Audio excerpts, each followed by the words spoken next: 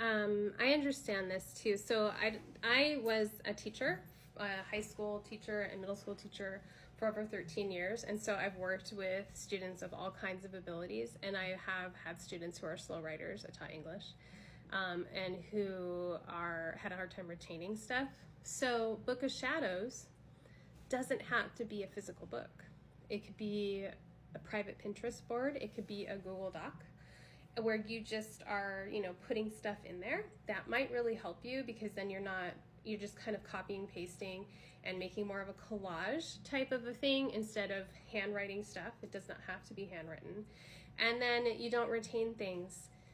A lot of people don't. So something I have always utilized in my own craft is index cards. So I used to write down, I don't do it as much now, but when I was younger, verbatim, like what I'm gonna say to open my circle, who I'm gonna call and how I'm gonna call on them, what I'm gonna say during my ritual prayer, how I'm gonna close my circle, all of it, like completely, because I was so afraid of doing it wrong and also of not remembering.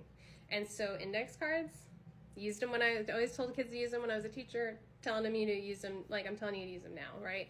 So index cards for every stage of what you do. There's no shame in that. Like, like our goddesses and gods aren't looking down on you and be like, oh, this Marshall using index cards. Like, it's totally acceptable. And be kind to yourself. Really be kind to yourself. It is a lot to learn, and it's not expected that you learn it all or you retain it all. I've been studying it for 30 years. I don't have certain things memorized because that's just not how my brain works. Like, I can put connections together and I get overall views and I can retain a lot of stuff, but specific, runes and what they mean, anything with numbers, no. And that's okay. That's okay.